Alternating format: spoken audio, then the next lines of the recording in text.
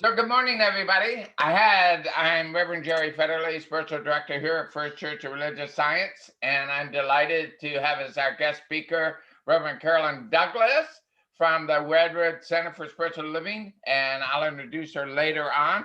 I was going to have a musical treat for you, and I'd worked it all out yesterday, and today it does not want to work. But by next weekend, I'm going to bring you live video uh, videos from the webpage from our household band to uh, welcome us in. And I'm still becoming a tech genius. I'm still unfolding, and I'm a work in progress. And with all that said, I'm going to invite you to listen to Alex Richardson, our religious science practitioner, who is going to open us up in prayer and lead us in meditation. Good morning. Do you realize that tomorrow is George Washington's birthday? Who'd have thunk we would ever know that? And we don't even know if that's the truth. But anyway, let's go with that thought. Washington's motto was deeds, not words. What a great motto to have when we return to our church. Here's some other things he said. It is better to offer no excuse than a bad one. It's better to be alone than be in bad company. If freedom of speech is taken away, then dumb and silent, we all be led like sheep to the slaughter. My mother was the most beautiful woman I ever saw. So we have another beautiful day with us today.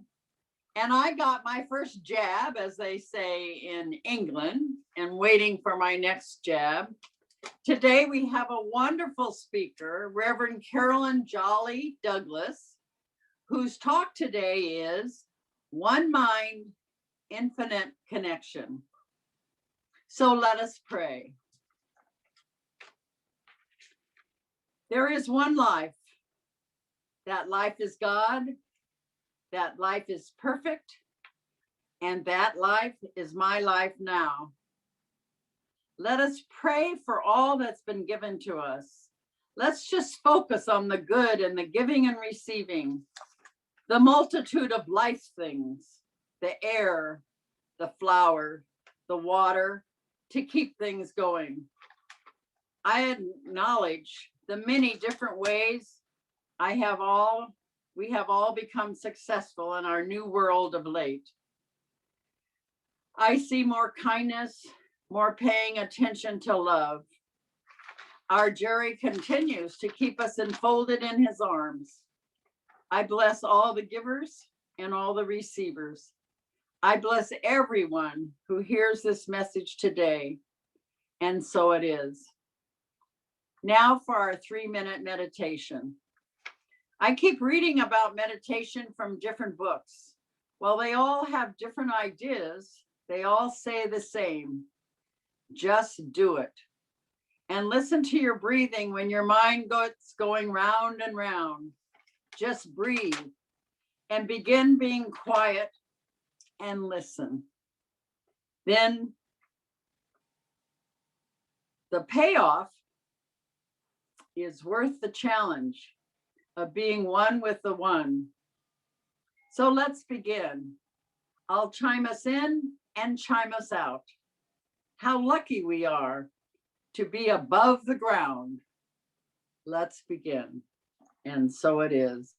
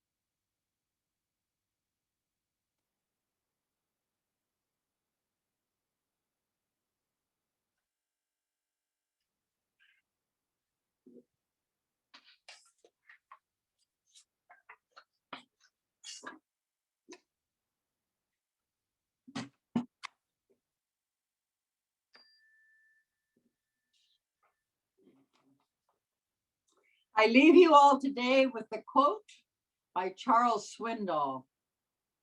It's on attitude. It's one of my favorites. It says it all. The longer I live, the more I realize the impact of attitude on life. Attitude to me is more important than facts. It's more important than the past, than education, than money, than circumstances, than failures, than successes, than what other people think or say or do. It is more important than appearance, giftedness, or skill. It will make or break a company, a church, a home. The remarkable thing is we have choice every day regarding the attitude we will embrace for that day. We cannot change our past. We cannot change the fact that people will act in a certain way. We cannot change the inevitable. The only thing we can play on is the one string we have, and that is our attitude.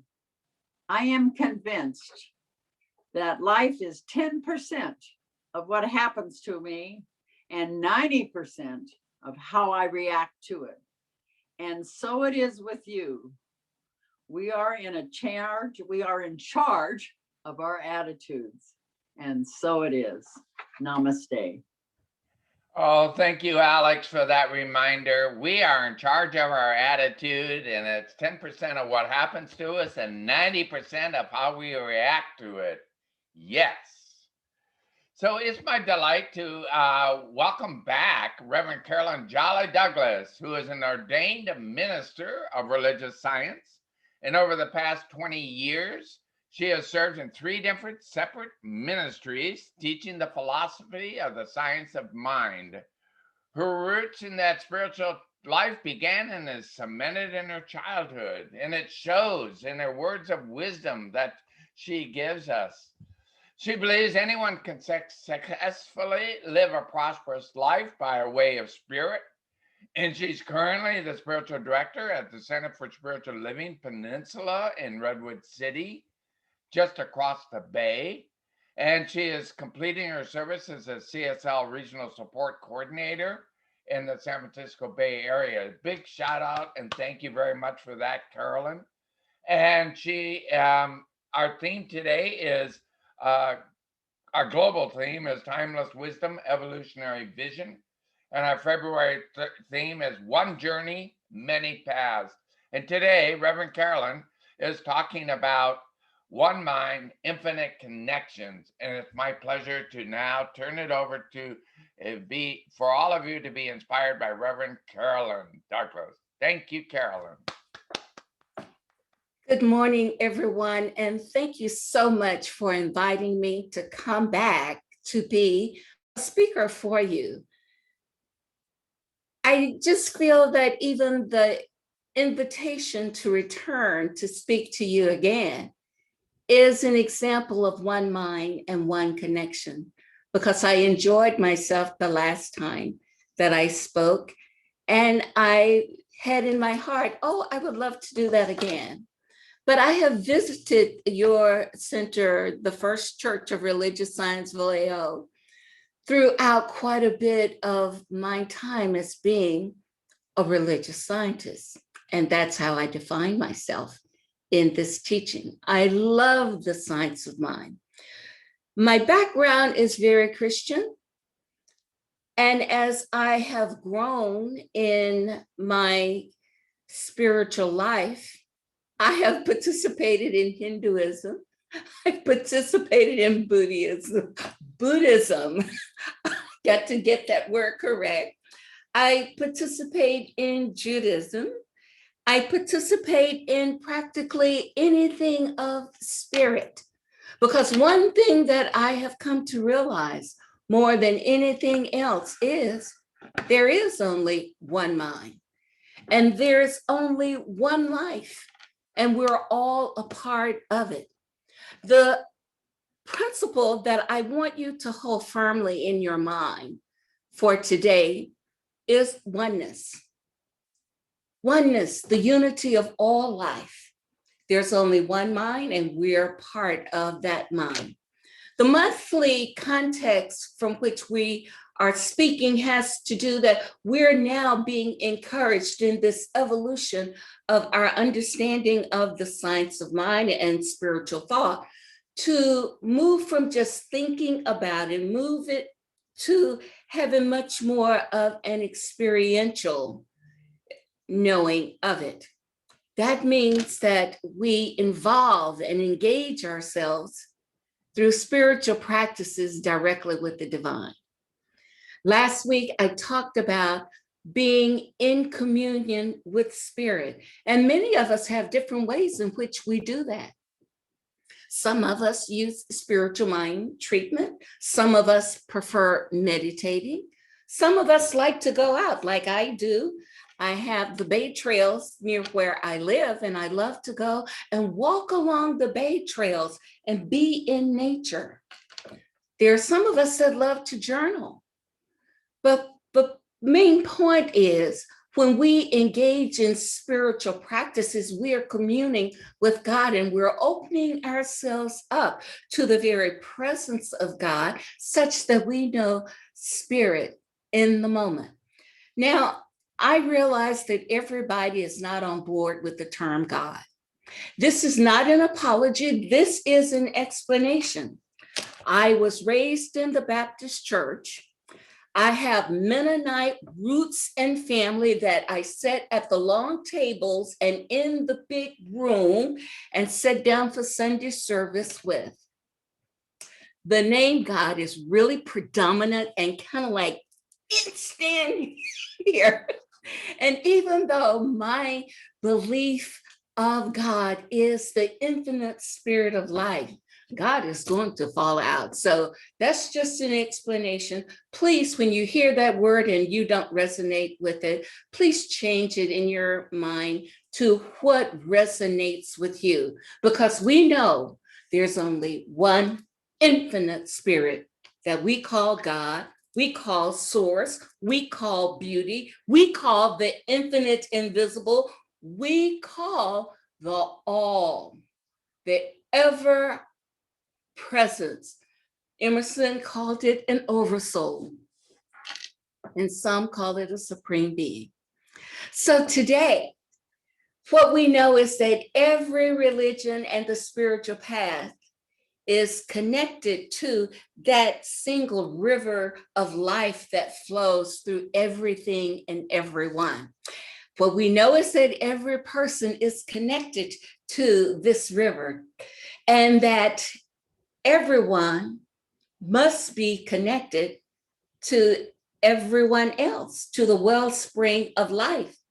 And if that is the truth, then what we know is our connection to the infinite spirit of life means that you and I are connected to one another. Know you not that you are one with the infinite spirit of life? Oh, now, also, once again, very Baptist, very much Christian teaching, read the Bible from cover to cover. Scriptures may fall out, paraphrased or direct. But what I think is important for us to know is that with us being connected the way we are, and with us having an understanding of our principle of oneness, we believe in the unity of life, that everything is connected with God. For this particular teaching for today, for this topic, we are being asked to consider the evolutionary thought that we would like to have, the evolutionary vision of Centers for Spiritual Living. And I want to read it here. I'm going to read it instead of trying to paraphrase it. We envision a world in which we live and grow as one global family that respects and honors the interconnectedness of all life. A world where this kinship with all life prospers and connects through the guidance of spiritual wisdom and experience. We see a world in which each and every person lives in alignment with their highest spiritual principle, emphasizing the unity with God and connection with each other. A world in which individually and collectively we are called to a higher state of consciousness and union. That is quite a mouthful. And in reading that mouthful, you ask the question, well, what does all of that mean? We believe in the unity of all life, and the highest God and the innermost God is one God, and that we believe God is personal to all who feel the indwelling presence. It means that we have a vision that Centers for Spiritual Living has articulated, that we are asking all of our members and people that are part of our living circles to be aware of, because we aspire to fulfill that vision to the best of our ability. And we want to do it through our teachings and through our practices. We want to see that vision come alive through us, and that we present it in a very easily seen way in the life that we're living. So the perspective, the science of mind perspective that we are thinking about for today is that we are an awakened spiritual community dedicated to the vision of the global heart. That a new vision for individual and collective transformation that is based on teachings and the principles of the science of mind. So the global heart vision is a world that works for everyone, where poverty, hunger, homelessness, disenfranchisement, and war no longer prevail, where forgiveness, compassion, nonviolence, respect, appreciation of beauty, and the generous sharing of resources are the norm. That too is quite a mouthful. And those are the things that we try to do in our lives. And in our human reality, sometimes we meet that and sometimes we do not. But I want to share with you that I believe it's possible for us to allow that vision of spirit to actually express through us. And one way of demonstrating that for you is I'd like to go into some ancient wisdom. Okay, how about that? How about I go back to some of the teaching that I received when I was hanging out in the ashram with the Hindus, because I really wanted to learn how to meditate such that I understood what was going on within me in the process of meditation. And believe you me, I felt that it was a great, great experience. I attended the Shira Ashram in Oakland, and the teacher was, and I'm just going to use a common name because her longer name I stumble over, Guru Mai. And Guru Mai shared this wonderful teaching and this short story with us on oneness called My Lord Loves a Pure Heart. A pure heart. And in the story, she asks us the question, how do we draw near the goal of our seeking? If we have those things that I identified in our global heart vision as that which we are seeking, then how do we draw near to that goal? And as an answer, we were invited to turn to a line from one of the poems of the Hindu saints. My Lord loves a pure heart.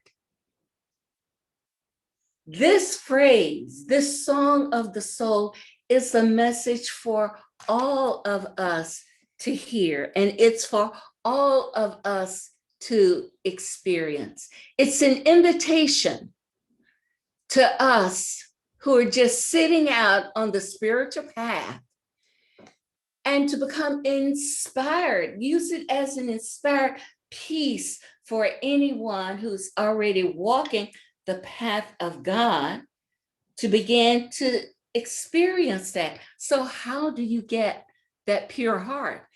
Oh, it's very easy to say, when I was born, I came here perfect, whole, and complete. And as I grew as a child and learned things from my parents and those I respected and so forth, some of their pure heart got diverted to somebody else's way of thinking, being, and doing. So it invites us to return to this place of that which Spirit placed within us. The words that I have shared with you come from an enlightened master named Kabir.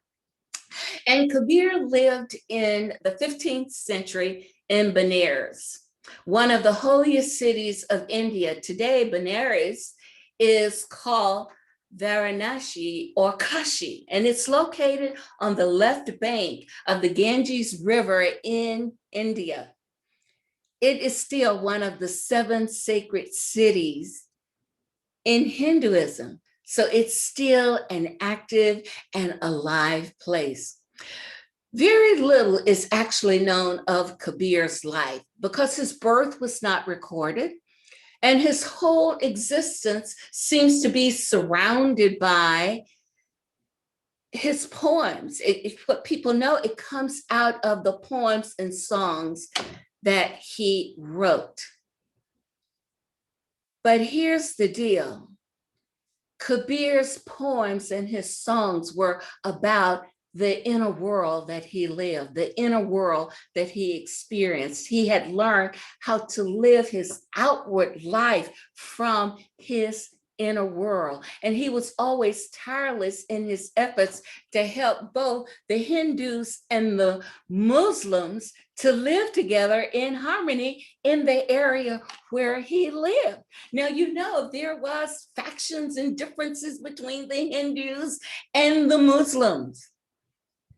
But here is the truth. No one really knew what his religious and spiritual preference was, because the Hindus believed he was a Hindu and the Muslims believed he was a Muslim.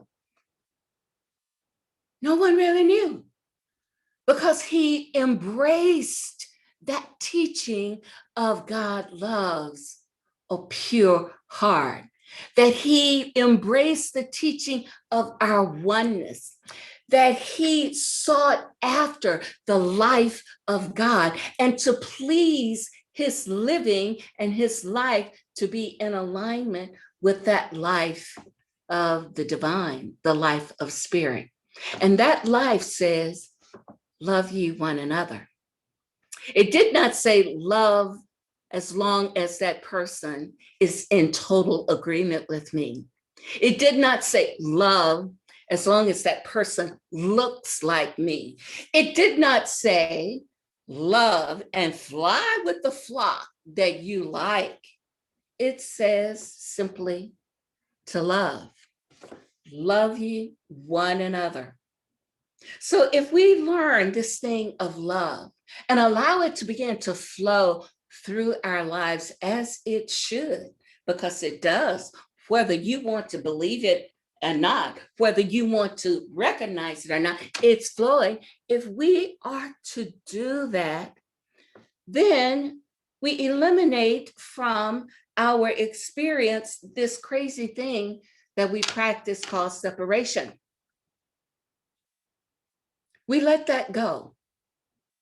So in the century where Kabir lived, his living and the issues of that time was basically no different from what it is for us today. There were conflicts. The Muslim and the Hindus had issues. The Muslim and the Hindus had issues with the other groups that were there. The preferences to be separated and segregated into various groups was there. But here's the deal. It was significant that he literally disengaged himself from the underlying conflicts that were being experienced. And he continued to purposely move toward what he understood to be the purpose of life. And he understood that the purpose of his life is to undo any impression of limitation and to undo anything of fear of the world that would come within his boundaries. The purpose is to strengthen the mind, the heart, as well as the body, so that you have the experience of truth. And I love understanding this purpose about strengthening the mind, the heart, and your body so that you experience the truth. I listened to this podcast from 3 Jungian psychologists talking about telling truth. And one of the key things that I took from all that they said was that you may know the truth and you may even align with the truth, but when your peers come along and ask you to pervert that truth and you agree with it, the body intelligence will let you know that you're not in alignment with truth. And our job is to go back and become aligned with that body intelligence that keeps us aligned with spirit. Oh yeah, they brought in our relationship with the divine. They brought in that thing of the pure heart, the relationship that we have. So how does this apply to one mind and infinite connections? It means that in the everydayness of life, we see the expression of spirit, and we see how people are there in need of what we may have. Maybe there's something we can do to make a contribution to make that life better, but we don't. We don't. And yet we walk away from situations which at some time later in the day, or maybe later in the week, it comes back to our mind and we say things like, you know, I saw that happening and I woulda, coulda, shoulda done something about that, and I didn't. I thought it was better to just keep my peace. I didn't want to upset anybody.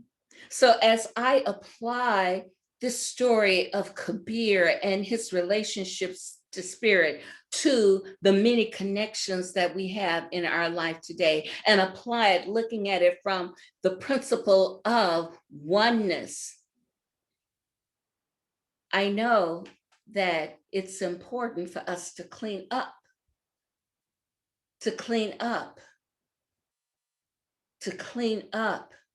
our act. Because our words, which are spirit and life-giving, will do that perfect work. So if your words are saying, I should do this, go do it.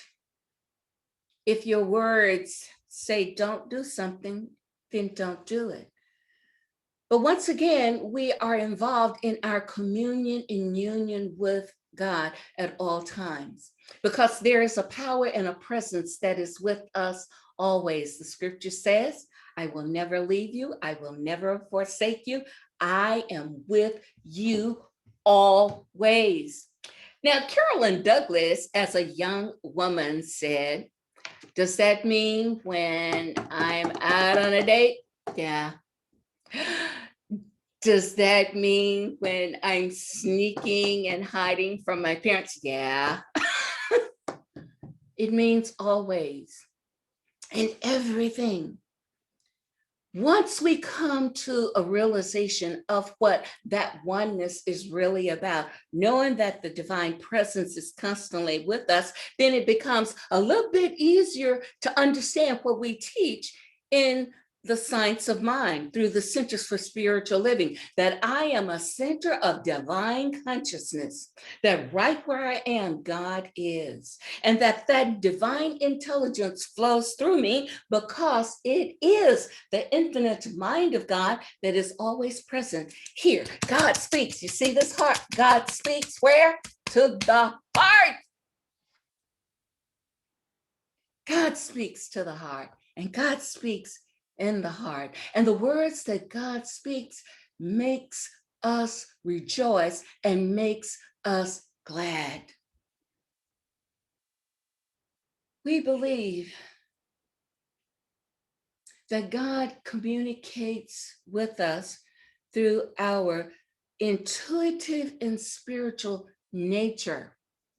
So if we know that God never leaves us and never forsakes us, that God too is communicating with us.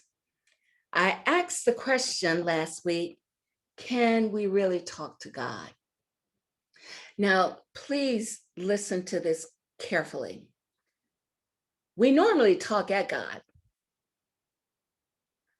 Can we talk to God? And many of couples know exactly what I'm talking about. Or if you have someone that you're really aligned with, you know what I'm talking about, where you allow your vulnerability, where you pull away the curtains and the barriers that you've established, you open yourself where you have that intimate, vulnerable conversation. Can we talk to God? You know, when you look back into the Psalms, and the writings that are ascribed to the psalmist. And I love one, King David. If you read his story, he was always involved in some kind of stuff. But David has the reputation from those Old Testament scriptures of a man after God's own heart. Because after doing his deeds that he knew that were not in alignment with spirit, he would say, oh, here I am, oh God. I love you, God. Just like a child would come to you and you know they've done something wrong, but they just say all those precious words that just eat your heart up, and it turns your heart such that you're saying, okay, baby, we can do something better now. See, remember the first lesson in this series, a clean slate? David would go back to God and say, oh yeah, I made a mistake. I did wrong. David didn't say, oh, it was good, but I did wrong. Oh God, can we start over? So we start over.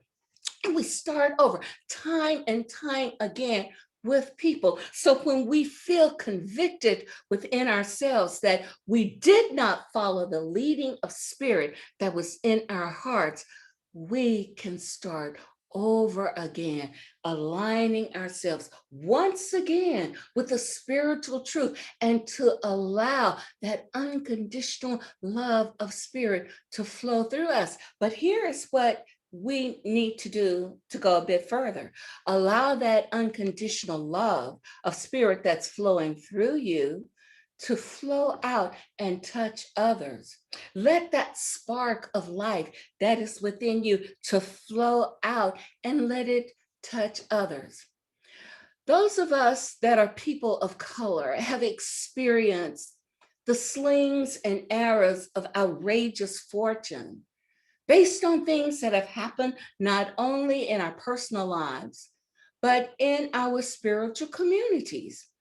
As an African-American woman, a Black woman, the church was one of the mecca places of my spiritual community. I could always go to the church. I could always share the elephant that was in my room with someone to tell them what was going on with me, and I could receive wise counsel, or I could receive comfort, or I could receive compassion. because there was always a word of spirit that was there available through another human being that may have experienced that or knew something about it. When I was serving as a supervisor with the government, we were interviewing people for a job. And here's an example of the slings and arrows of outrageous fortune. I was serving on this panel, an interview panel, and there was one highly skilled applicant, an African-American woman, very well educated and very well suited for the position that was being considered. But there were also others that were being considered. And there was this one woman with less understanding and less education who said, yeah, she may have all these skills, but I just don't think she's ready. And I'm like, well, what else is needed for this person to be ready? This person has already prepared themselves educationally. This person has already had the experience of doing this work in 3 jobs. What else is needed for this person to be ready to do this job that we're advertising? And there was no answer. Unfortunately, this highly qualified applicant was not selected. But the memory of that dynamic has stayed with me all these years, because no one in that room spoke up other than myself about that statement that had no weight or no credence. We, people of color, have experienced the killing, the senseless, needless killing of our folks and not receive the kind of justice that should be seen. So what we experience in our society now is that now we need to really do some self-care for ourselves, because the issues that have come up as a result of social injustice has freaked us out. Now, let me tell you something. We're in this pandemic situation. And a thought that zinged through my mind is, when I was thinking about this virus, was, can you get rid of life? Can you destroy this life? I ask you, what does our teaching tell us? Life cannot be destroyed. We wear earth suits, right? Our life cannot be destroyed.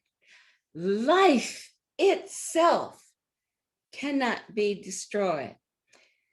And as I talk with some friends who work in this health industry, they reminded me, do you know that virus is very, very smart? It mutates. Every time we think we have a handle on it, it says, really? Catch me if you can. I'm going to show you a new thing. What we know today is that there are 4 variants. But the point I want you to get to about this infinite connection is, we can look at this situation. I know it has this downside. I know there's the negativity of it, but what are some of the good things that we have learned as a result of where we are? We began to see, once again, we are helpers one to another. We began to also act in community where there are no barriers, because we need to help one another. We support one another to go and get the groceries. If one person in the community is going out to buy something, it's okay when the neighbor calls and say, if you're going out, and I'm talking about my age group, some of you may be in my age group, if you're going out, could you pick up something extra? Guess what? I'm sending you the funds through PayPal, or would you prefer Zelle? I'm making sure you get your money so you can do that. And when you come back, just drop it at my doorstep and I'll pick it. Thank you. And if I'm going out, I share that same thing with my neighbors. What am I saying here?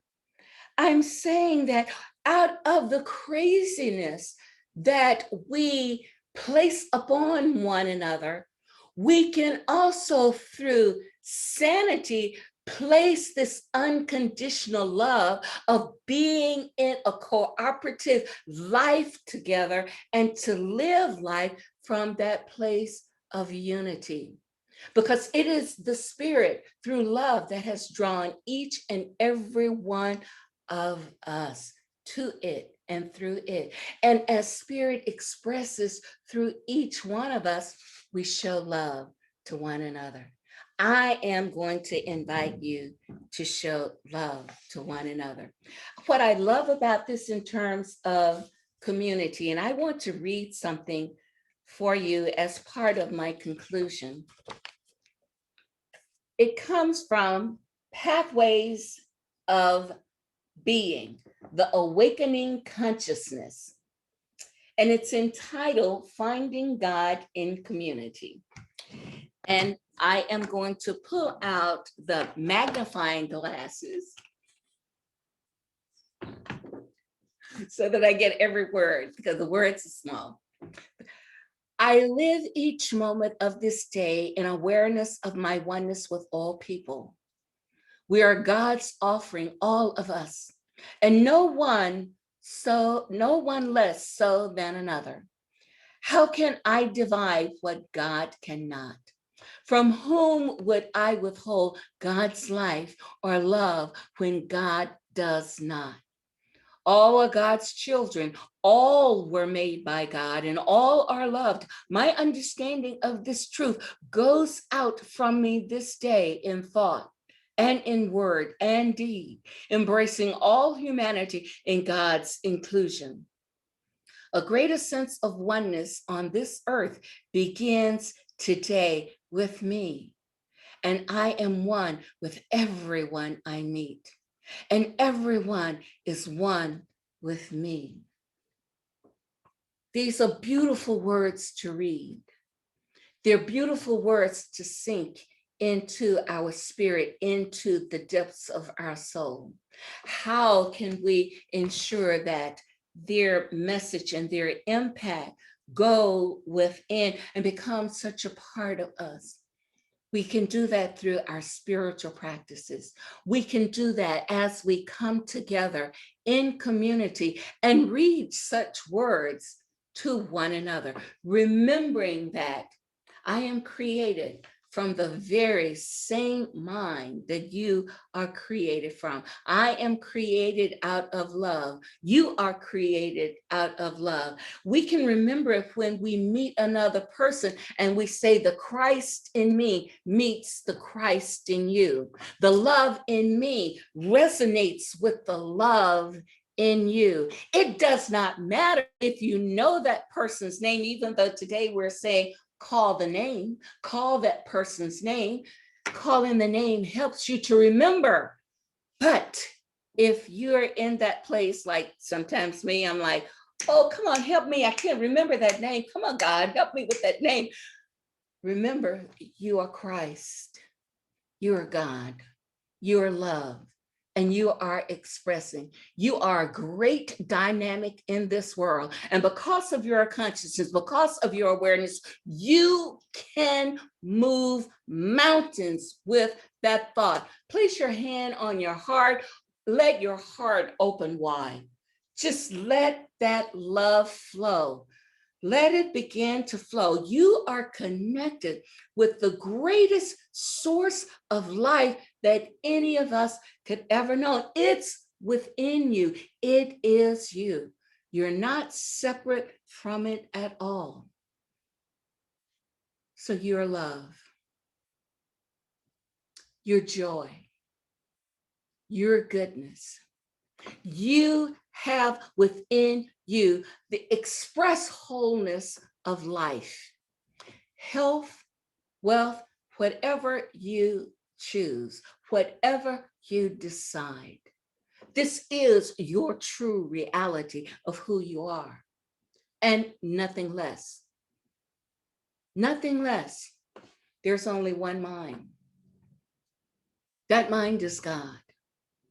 That mind is the mind that I am using right now. That mind is God's mind, the infinite's mind. It's the infinite intelligence of life. And I speak it to you to the level of awareness, to the level of consciousness that I have it. I invite you to be a receiver of the divine good.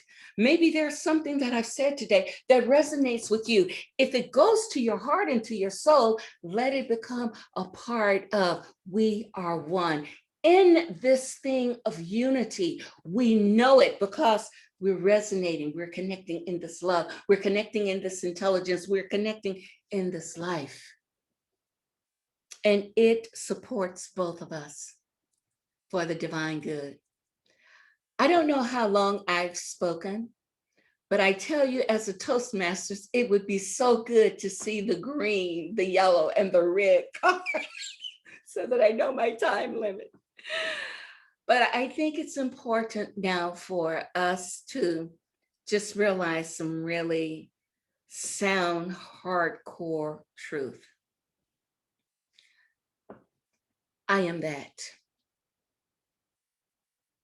The absolute is the consciousness. The self is the absolute. Thou art that, and I am, you are the absolute. You are one with God. Therefore, that mind that is within you is the mind that connects to the many infinite people that are out here, and you're not going to be able to get away from it at all. That's just the way of life. So let us say with an open heart, a divine yes. A divine yes is sufficient because Spirit says directly to you, yes. Let's go within. Oh, before we go within, the affirmation for today is, I am in the circle of love, which includes and binds all together in everlasting unity. I want to repeat that. I am the circle of love, which includes and binds all together in everlasting unity. Let's go within for the community spiritual mind treatment. Recognizing that there is a divine power, a divine presence, an infinite good, a divine knowing. It is in this that we live, move, and have our very being. As such, we're one with the Creator, we're one with this intelligence, we're one with this power, we're one with God. As I speak this word for myself, I speak it for this beautiful community, spiritual community of people. I accept and know that there is a divine pattern to everything. Perfect God, perfect person, perfect community, perfect being. And in that perfection, there is the awareness and the consciousness of our Creator and who we are created and who we are called to be. I accept that in this pattern of creation, that this divine pattern holds each and every one of us up, allowing us to be who we are, allowing us to see who we are, and allowing us to grow as we lean into the Spirit, as we lean into this divine good, that which we need to know, that which we are calling for to be the better expression of ourselves is made available to us. I give grateful thanks that we live in an abundant universe. And in this abundant universe, there's all of the compassion that one would want to experience. There's all of the forgiveness. There is a richness of abundance for eliminating poverty.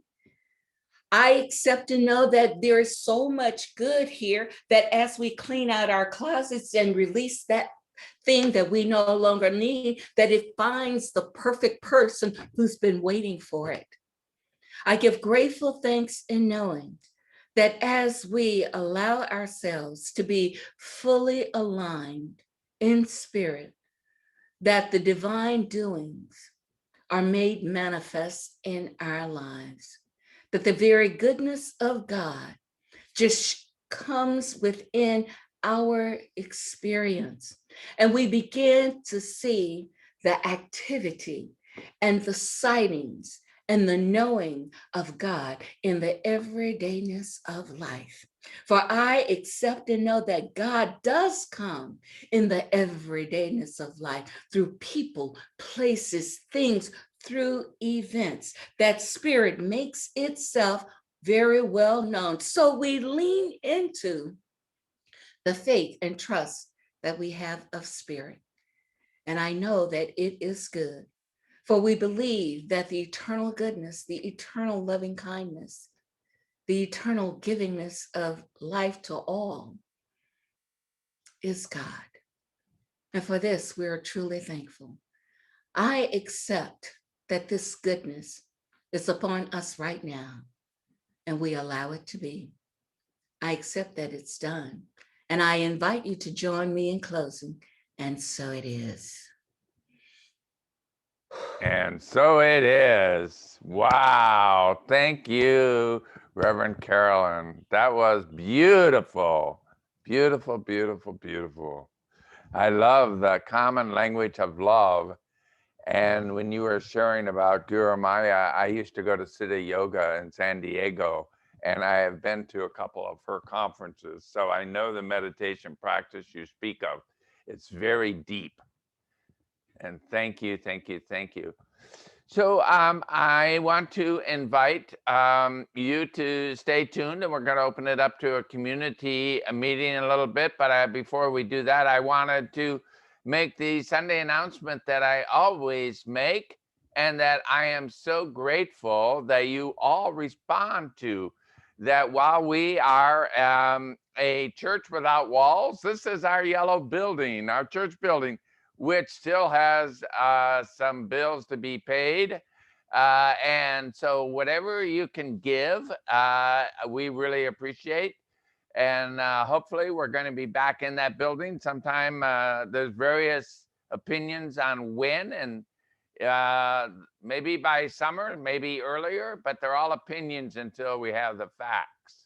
So to support us so that we're around, please go to firstchurchvallejo.org, our webpage, and give through PayPal, or you can do it through your bank at Bill Pay, or again, the way that many of us are used to, and that's write a check and send it to First Church of Religious Science at 229 Springs Road, Vallejo, California, 94590. And now I want to invite us all to unmute ourselves and join in the community room.